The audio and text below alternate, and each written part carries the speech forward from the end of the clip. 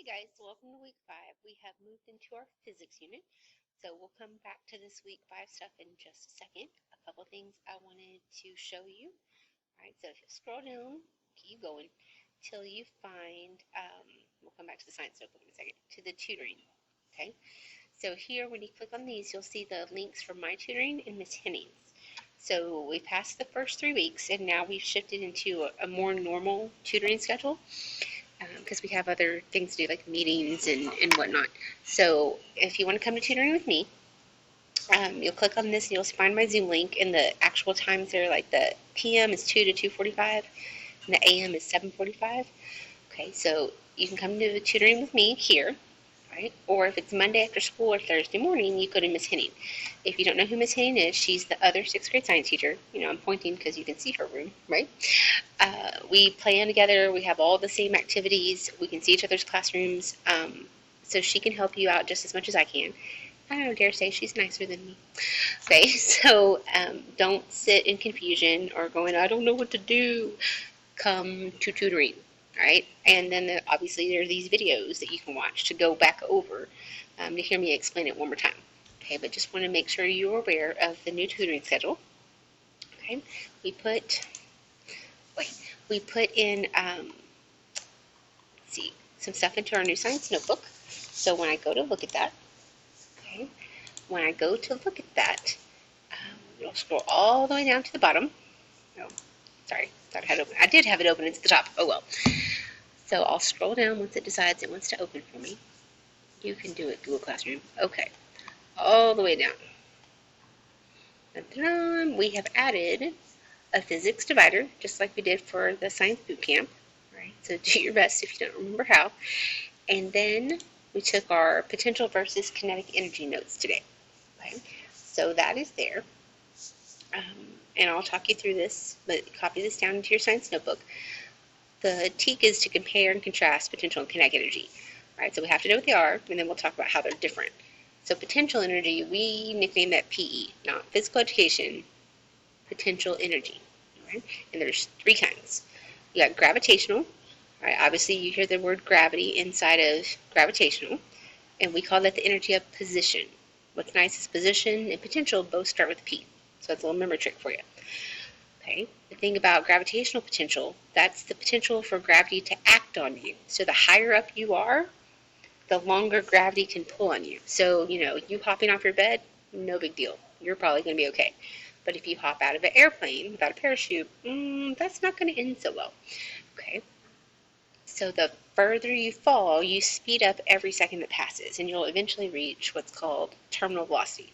Okay, but that, just so we know, that gravitational is affected by how high up you are. So think about your favorite roller coaster and the different hills. Think about diving, like the professional Olympic diving kind of stuff. They have different tiers to their diving boards. Right? The higher up you are, the more potential you'll have to be acted on by gravity. Now, elastic is the second kind. Obviously, elastic like an elastic band, like a rubber band or a ponytail holder. Okay, so this is when an object is compressed, stretched, or generally deformed. So that generally deformed is kind of like the catch-all category. Okay, but compressed, think like a slinky or a spring.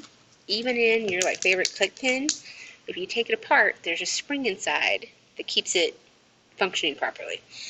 Okay, or like a jack-in-the-box. Stretched, that's more like the rubber band. It's all good until it breaks, right? So the stretch, and then it'll come back to the way it is. And then generally deformed, something in your life that you would know would be like slime. You know how you can smush it and then it oozes back to its normal state. Okay. And then the third one, chemical. Okay, we're actually going to spend a little bit more time on this later in the year when we do our chemistry unit. Okay, but things that we have of in our day-to-day life is things like food, whatever you had for lunch. That is broken down in your body to provide energy for your heart to beat and the words to come out your mouth and everything to function, right? Or gasoline for a car, right? When there's no more gasoline, the car stops running, okay, because it's providing the energy through a combustion reaction to make the car go. Or even things like batteries, right, for your flashlight, or even your cell phone, how you have to plug it in and charge it back up, okay, but like typical batteries, if you've never looked at a cross section, there's 2 chemicals inside and they're chemically reacting and they give off electricity. And when there's no more chemical, the battery doesn't work anymore and the flashlight won't light. Kind of like a campfire. When the wood is gone, the campfire dies. Right? So those are some examples of chemical. You can think of other ones in your day-to-day life. But the other type of energy that we'll talk about is kinetic. Okay, and it brings to mind with energy, there's a lot of different ways to talk about it. And like you may have learned about energy resources like petroleum and solar and different things. That's one way of talking about them. Potential versus kinetic is a way of categorizing energy. Okay, all those other things can be put into categories.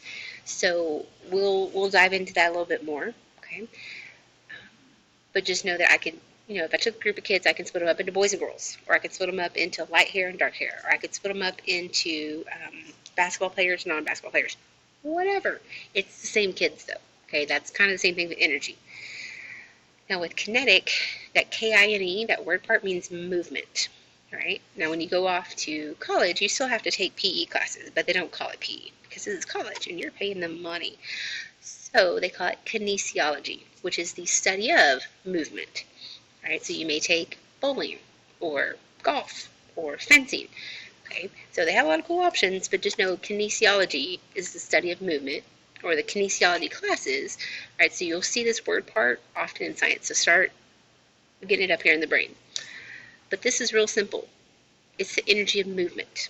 Okay, now there are big formulas that go with these things and the math that goes with them, but at 6th grade, we're not worried about that. We are going with a conceptual idea. There's a little bit more that factors into kinetic energy, but the general idea is the faster you're going, the more kinetic energy you have.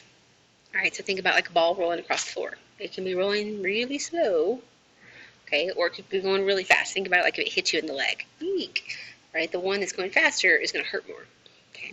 So like I said, there's more that factors in here, and we'll come back and add in on these as we learn about that. Okay. But this is the short and sweet. So add this into your science notebook. When you're done, you'll come here. Okay. But before I explain this to you, people were struggling with the EduSmart.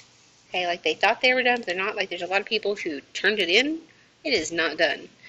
Okay, so if it's not done, don't click turn in. And if you're not sure, ask me. Okay, don't just assume things. So I had a kid share their screen with me so I could see. Okay, so when you log in, I'll say like mission control, and you'll see my assignment. Okay, but if this is all you look at, it might get a little confusing. So the kid's name would be there. You need to click on this little down arrow, sometimes called a caret. When you do, it'll expand. Right? And mine actually has a glossary at the bottom too, but it'll tell you how far you are. Okay, the thing here with the instruction module, watch it all the way through till you get that little lock icon. Okay, there's nothing to click or tell it that you're done. Right? Obviously the quiz will know that you're done, but the glossary, it'll be there too. But if you didn't go all the way through this it'll tell you what % you were there. Or when I look at it, I should say, when I look at you in EduSmart, it tells me how long you spent there, how much of it's complete. Okay, so it doesn't give me like a grid of the entire class at once, so I have to go kid by kid, which is not real fun. So I need to know that you know how to do it, and I don't have to follow up on every individual thing, because there's some cool activities they have, but I need to know that you can get in and access them and complete it. So if you're not sure, ask me, but go back into EduSmart and look for yourself. Okay, so that is something you need to handle. All right, now you have 2 things here for week 5. All right, so far. The first one is the practice, because we practice before we do the real thing. Okay,